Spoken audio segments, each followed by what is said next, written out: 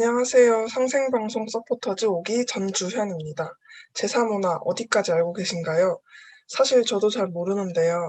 이번 발표 준비로 새로운 것을 많이 알게 되었습니다. 이번에 한번 같이 알아보겠습니다. 오늘날의 제사는 9,000년 전부터 이어져 온 천재 문화인데요. 9,000년 동안 우리 조상은 천재 문화를 만들고 계승하고 발전시키고 변화시켰습니다. 이렇게 긴 시간 동안 변화해온 천재 문화는 오늘날 제사라는 이름으로 우리의 곁에 남아 있습니다. 그렇다면 9,000년의 시간을 지나온 지금, 오늘날 제사는 어떤 취급을 받고 있을까요? 현대인들은 제사에 대한 다양한 인식을 가지고 있습니다. 저만 해도 20년 인생 동안 항상 제사를 지내왔지만 제사가 당연히 유교 문화에서 비롯되었고 중국에서 유래되었다고 생각했습니다. 또 항상 논점으로 떠오르는 것 중 하나가 제사상을 차리는 일은 항상 여성이 담당한다는 것이죠. 또 제사 문화가 어디서 비롯된 것인지 사람들은 알려고 하지도 않고 알려주는 사람 또한 없었습니다. 자신의 부모님을 향한 뿌듯한 마음가짐일 수도 있고 얼굴도 모르는 사람의 마음가짐일 수도 있습니다. 또 제사 드리는 대상이 누구인지도 모르는 무관심한 마음가짐일 수도 있는데요. 이렇게 사람들로 하여금 다양한 인식과 마음가짐을 가지게 하는 제사 문화의 시작은 언제부터일까요? 시간을 거슬러 올라가 보겠습니다. 우리는 한국시대부터 천재를 지냈다는 것을 확인할 수 있습니다. 한국 본기를 보면 옛날에 환인이 계셨고 천산에 내려와 거처하시며 주제천신, 천신께 지내는 제사를 주관하셨다라는 내용을 확인할 수 있습니다. 배달시대에는 매당제천, 매년 하늘에 제사를 지낸다라는 내용을 단군세계에서 확인할 수 있습니다. 단군시대에는 상월제천, 10월 상달에 나라의 큰 제천을 열어 하늘에 제사를 지낸다라는 내용을 확인할 수 있습니다. 9,000년 전 환인부터 천재를 지냈다는 것을 확인할 수 있고 오늘날의 제사 문화가 고대 천재 문화에서 이어졌다는 것 또한 확인할 수 있습니다. 오래전부터 시작된 천재는 그들에게는 하늘과 땅, 절대자에게 감사의 마음을 표현하는 수단이 되었는데요. 뒤이어 등장한 시대에는 이 수단의 성질이 어떻게 변화할지 기대가 되는 것 같습니다. 사만의 소도, 부여의 영고, 고구려의 동맹 모두 하나의 공통점을 찾을 수 있는데요. 모두 축제나 대회와 함께 제사를 지냈다는 것입니다. 그 기간 동안은 노래하고 마시고 춤추는 기간으로 한민족의 대동축제와 함께 천제가 이루어졌습니다.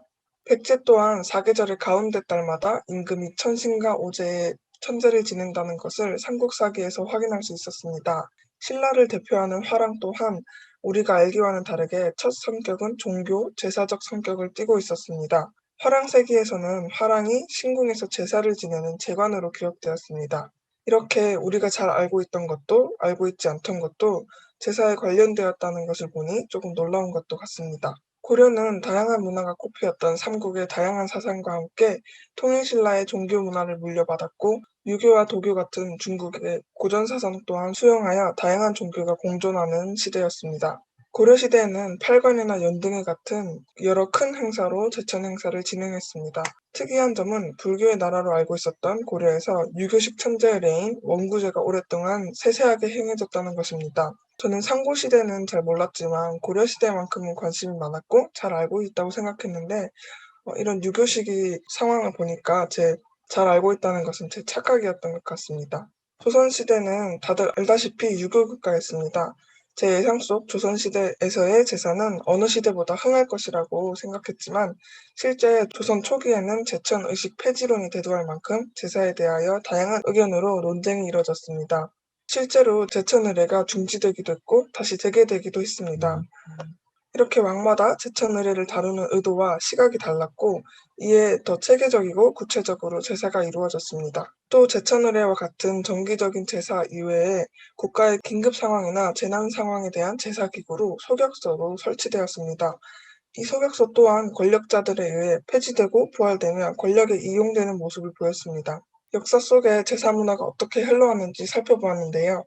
한 가지 눈에 띄는 점은 이전에는 제사는 민족의 안녕을 위해 하늘 땅 절대자들에게 감사를 표하는 수단으로 쓰이거나 민족의 번영을 이끄는 축제로 기능하여 사람들을 한데 모았다면 어느 시점부터는 사람들이 제사 문화를 이용하고 자신의 욕구를 제사 문화를 통해 실현시키는 모습을 볼 수 있었습니다. 이렇게 제사 문화의 본 뜻은 후대로 오면서 사람의 의도와 욕구로 인해 변질되었다고 생각합니다.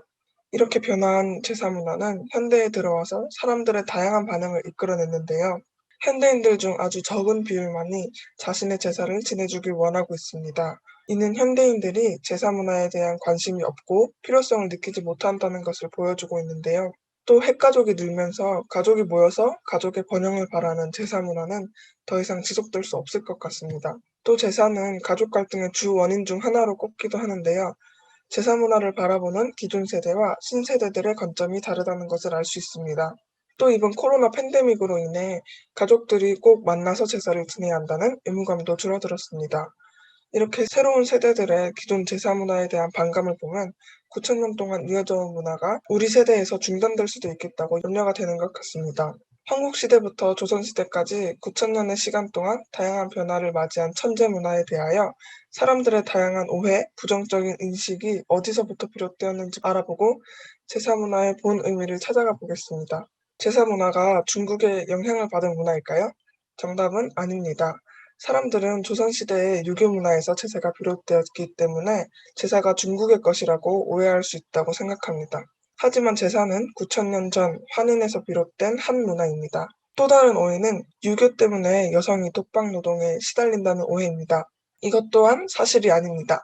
원래 유교적 사상이 포함되어 변화한 제사에서는 오히려 남자들이 직접 제사상을 차리고 여성들과 함께 절을 올려 한 가족이라는 뜻을 굳건히 했습니다.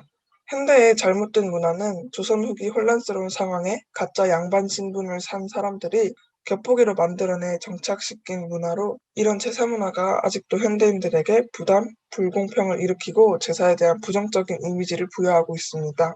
그렇다면 9천년의 제사 문화는 이렇게 막을 내리는 것일까요? 현대인들이 9천년의 제사 문화를 지킬 수 있을까요? 현대인들은 복잡한 제사 과정, 9천년의 역사를 지키려는 의무감의 부재, 핵가족의 증가로 인해 제사 문화는 점점 현대인들에게 필요 없는 전통이 되어가고 있습니다. 이런 과제를 해결하기 위해 제사 문화 역사의 막바지에 생긴 다양하고 복잡한 절차들보다 간소화하더라도 제사의 본 뜻을 찾는 것이 우선이라고 생각합니다. 또 유일무이한 9천년의 역사의 소중함을 사람들이 알 수 있도록 적극적인 교육이 필요한 것 같습니다. 강제적인 참여보다 현대적인 방법을 찾아 자율적인 분위기를 만들어 제사에 대한 긍정적인 인식을 가지게 하는 것이 중요하다고 생각합니다. 저희 집에서 제사의 역할은 가족들을 더욱 한 가족이라고 생각할 수 있게 하고 서로 다른 관계에 있던 사람을 하나의 마음으로 생각하고 기릴 수 있는 기회라고 생각합니다. 또한 제사를 통해서 9천년 동안 이어진 역사를 내가 이어나가고 있다는 자부심 또한 느낄 수 있었습니다. 저희 집에도 마찬가지로 있었던 다양한 갈등들은 음식을 공동 분담하고 필참을 없애는 방식을 통해 더욱 가족이라는 마음을 굳건히 할 수 있었습니다. 여러분도 제사 문화를 이어나가 9천년의 역사를 지켜보시며 역사 속 주인공이 되어보셨으면 합니다. 감사합니다.